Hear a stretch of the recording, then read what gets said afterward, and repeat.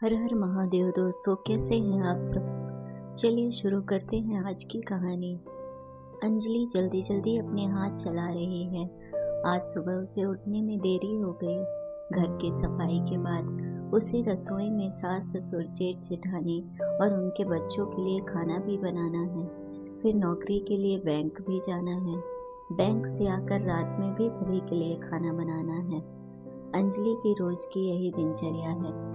वैसे तो अंजलि आधुनिक आत्मनिर्भर नारी है, परंतु सास ससुर दिन भर उसकी बेटी की देखभाल करते हैं। इस कारण वह किसी प्रकार घर में सामंजस्य बिठाने की कोशिश करती है। घर में सास का कड़ा अनुशासन है। ससुर भी अपनी पत्नी की हाँ में हाँ मिलाते रहते हैं। सुबह रात का खाना बनाने की जिम्मेदारी सास ने उसके कंधों पर डाल रखी है। उसकी जेठानी को दिन भर के कामों की जिम्मेदारी दे दी है। घर और बाहर की जिम्मेदारी संभालते हुए अंजलि काफी थक जाती है। एक दिन अंजलि ने अपने पति से कहा, सरस, मैं बैंक की नौकरी में काफी थक जाती हूँ। घर लौटने के बाद मुझ में इतने लोगों का खाना बनाने की हिम्मत नहीं रहती। माँ जी से कहो कि दिन भर के लिए एक मेड रख ले, पैसे मैं दे दूंगी। सरस अंजलि की मजबूरियों को समझता था, परंतु अपनी माँ से डरता भी था।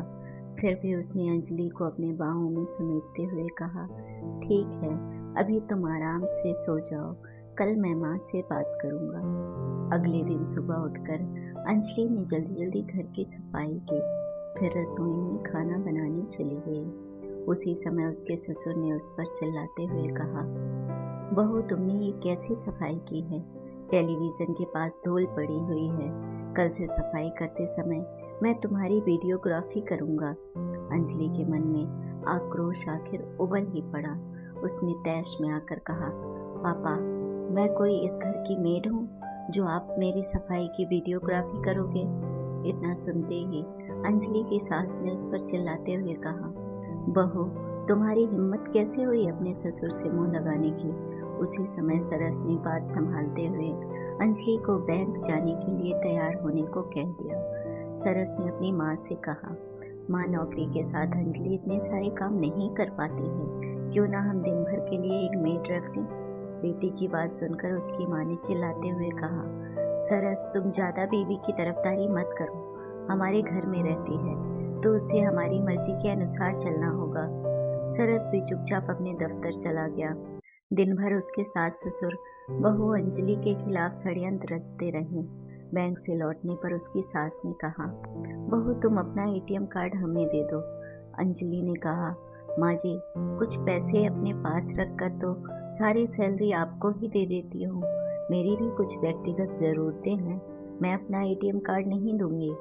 अंजलि की सास ने तल्ख आवाज में कहा, मेरे दोनों बेटे मुझसे केवल 2000 पॉकेट मनी लेकर सारी सैलरी मुझे दे देते हैं। तुम्हें भी बस 2000 ही मिलेंगे। अपना एटीएम कार्ड हमें दे दो। अंजलि मासूम और कमजोर लड़की तो नहीं थी जो सास ससुर की जातियों को चुपचाप सहन कर जाए। उसने दृढ़ संकल्प के साथ कहा, मैं अपना एटीएम कार्ड किसी हालत में आपको नहीं दे सकती। अंजलि की बातों से उसकी सास का गुस्सा सातवें आसमान पर पहुंच चुका था। सरस ने अंजलि का पक्ष लेते हुए माँ को शांत करने की कोशिश की, परंतु उसकी माँ ने बेटी की शर्ट की कॉलर पकड़कर कहा, तुम दोनों अभी मेरे घर से निकल जाओ। तुम नामर्द हो, बीवी से डरते हो, ढकेलते हुए अभी मेरे घर से निकलो।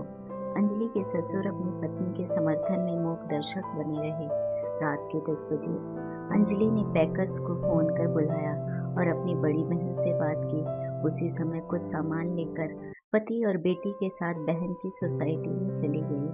संयोग से एक खाली फ्लैट भी मिल गया। अब अंजलि सुकून के साथ पति और बेटी के साथ रहने लगी। स्कूल से आकर उसकी बेटी मौसी के पास रहती है। कुछ दिनों के बाद उसके सास ससुर की तबीयत खराब रहने लगी। उसकी सास के दोनों घुटने का ऑपरेशन हुआ। अंजलि पति पत्नी उन्हें अस्पताल से देखकर ही लौट आए।